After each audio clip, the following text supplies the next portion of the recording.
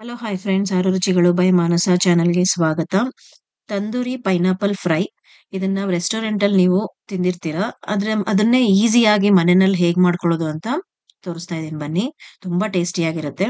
ಇವಾಗ ಒಂದು ದೊಡ್ಡ ಸೈಜಿನ ಪೈನಾಪಲ್ ನ ತಗೊಳ್ಳಿ. ಅದನ್ನ ಕಟ್ ಮಾಡ್ಕೊಳ್ಳೋದು ತುಂಬಾ ಈಸಿ. ಎಷ್ಟೊಂದ್ ಜನಕ್ಕೆ ಇದು ಕಟ್ ಮಾಡಕ್ಕೂ ಸ್ವಲ್ಪ ಕಷ್ಟ ಅಂತಾರೆ ಪೈನಾಪಲ್. ಆದ್ರೆ ನೋಡಿ ಎಷ್ಟು ಈಸಿಯಾಗಿ ನಾನು ಕಟ್ ಮಾಡೋದು ತೋರಿಸ್ತಾ ಇದ್ದೀನಿ. ತುಂಬಾ ಸಲೀಸಾಗಿ ಕಟ್ ಮಾಡ್ಕೋಬಹುದು. ಈ ತರ ಉದ್ದುದ್ದಕ್ಕೆ ಕಟ್ ಮಾಡ್ಕೊಂಡು 4 ಸೈಡ್ ಅಲ್ಲೂ ನೀವು ಈ ತರ ಸಿಪ್ಪೆನ ತೆಗೆದ್ಬಿಟ್ರೆ ಈಸಿಯಾಗಿ ಬಂದ್ಬಿಡುತ್ತೆ ಎಲ್ಲಾನು.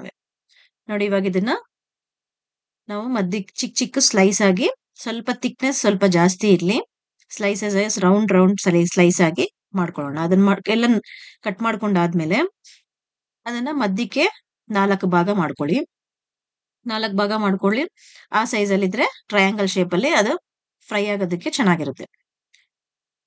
ನೋಡಿ, ಈ ತರ ಟ್ರಯಾಂಗಲ್ ಶೇಪ್ ಅಲ್ಲಿ ಇದ್ರೆ ಚೆನ್ನಾಗಿರುತ್ತೆ. ಇದನ್ನೆಲ್ಲ ಒಂದು ಬೌಲ್ಗೆ ಹಾಕೊಳ್ಳಿ. ಎಲ್ಲಾನು ಕಟ್ ಮಾಡಿರೋ ಪೀಸಸ್ನೆಲ್ಲ ಬೌಲ್ಗೆ ಹಾಕೊಂಡು 1 ಸ್ಪೂನ್ ಅಷ್ಟು ಅಚ್ಕಾರದ ಪುಡಿ ಮತ್ತೆ 1 ಸ್ಪೂನ್ ಅಷ್ಟು ಸಾಲ್ಟ್ ಹಾಕೊಂಡು, ಮತ್ತೆ ಇದಕ್ಕೆ ಚಾಟ್ ಮಸಾಲ ಕೂಡ ಬೇಕು. ಅರ್ಧ ಸ್ಪೂನ್ ಅಷ್ಟು ಚಾಟ್ ಮಸಾಲಾನ ಹಾಕೊಂಡು ಎಲ್ಲಾನು ಚೆನ್ನಾಗಿ ಮಿಕ್ಸ್ ಮಾಡ್ಕೊಳ್ಳಿ. ನೋಡಿ, ಅರ್ಧ ಸ್ಪೂನ್ ಅಷ್ಟು ಚಾಟ್ ಮಸಾಲ. ಮತ್ತೆ ಇದಕ್ಕೆ ಇನ್ನೊಂದು ಇಂಗ್ರೀಡಿಯೆಂಟ್ ಬೇಕು. 2 ಸ್ಪೂನ್ ಅಷ್ಟು ಇಲ್ಲ 3 ಸ್ಪೂನ್ ಅಷ್ಟು ತುಪ್ಪನ ಹಾಕೊಳ್ಳಿ. ತುಪ್ಪ ಇಲ್ಲ ಅಂದ್ರೆ ಬಟರ್ನ ಕರಗಿಸ್ಬಿಟ್ಟು ಹಾಕೊಂಡು ಚೆನ್ನಾಗಿ ಮಿಕ್ಸ್ ಮಾಡ್ಕೊಳ್ಳಿ. ಎಲ್ಲದಕ್ಕೂ ಚೆನ್ನಾಗಿ ಖಾರ ಉಪ್ಪು ಹಿಡಿಯೋ ತರ ಚೆನ್ನಾಗಿ ಮಿಕ್ಸ್ ಮಾಡ್ಕೊಳ್ಳಿ. ಮಿಕ್ಸ್ ಮಾಡ್ಕೊಂಡು ಇದನ್ನ ನೀವು ತಂದೂರಿ ಮಾಡೋದಕ್ಕೆ ಸ್ಟಿಕ್ ಬರುತ್ತಲ್ಲ, ತಂದೂರಿ ಸ್ಟಿಕ್, ಅದನ್ನ ತಗೊಳ್ಳಿ. ಅದನ್ನ ತಗೊಂಡು ಅದಕ್ಕೆ ಒಂದೊಂದನ್ನೇ ನೀವು ಈ ತರ ನೋಡಿ ಎಲ್ಲ ಚೆನ್ನಾಗಿ ಅಂಟ್ಕೊಂಡಿದೆ. ಇವಾಗ ಈ ತಂದೂರಿ ಸ್ಟಿಕ್ಗೆ ಒಂದೊಂದನ್ನೇ ಹಾಕೊಂಡು, ಒಂದೊಂದನ್ನೇ ಅಂತಂದ್ರೆ ಒಂದ್ ಸ್ಟಿಕ್ಗೆ ಒಂದು 5 ರಿಂದ 6 ಇಲ್ಲ 7 ಹಾಕೊಂಡು ಇದನ್ನ ತವಾ ಮೇಲೆ ಇಟ್ಕೊಂಡು ಫ್ರೈ ಮಾಡ್ಕೊಳ್ಳಿ. ಗ್ರಿಲ್ಡ್ ಟೈಪ್ ಬರುತ್ತೆ. ಇವಾಗ ಫುಲ್ಕಾ ಎಲ್ಲ ಮಾಡ್ತೀವಲ್ಲ ಆ ತರ ತವಾ ಬರುತ್ತೆ ನೋಡಿ, ಈ ತರದ್ದು. ಅದ್ರ ಮೇಲೆ ಇಟ್ಕೊಂಡು ಸ್ಟವ್ ಮೇಲೆ ನೀವು ಫ್ರೈ ಮಾಡ್ಕೋಬಹುದು. ಇದನ್ನ ಮಧ್ಯದಲ್ಲಿ ಹಾಗೆ ತಿರುಗಿಸ್ತಾ ಇರ್ಬೇಕು. ಒಂದೇ ಕಡೆ ಜಾಸ್ತಿ ಇಟ್ಬಿಡ್ಬೇಡಿ, ತುಂಬಾ ಕಪ್ಪುಗ ಹೋಗುತ್ತೆ. ಅದಕ್ಕೇನೆ ಮಧ್ಯದಲ್ಲಿ ನಿಧಾನಕ್ಕೆ ಈ ತರ ತಿರುಗಿಸ್ಕೊಂಡು ಮಾಡ್ತಾ ಇದ್ರೆ ಎಲ್ಲಾ ಕಡೆನೂ ಚೆನ್ನಾಗಿ ಬೇಯುತ್ತೆ. ಆಮೇಲೆ ಎಲ್ಲ ಕಡೆನೂ ಸ್ವಲ್ಪ ರೋಸ್ಟ್ ಆಗುತ್ತೆ. ತುಂಬಾ ಟೇಸ್ಟಿ ಆಗಿರುತ್ತೆ ತಿನ್ನೋದಕ್ಕೆ.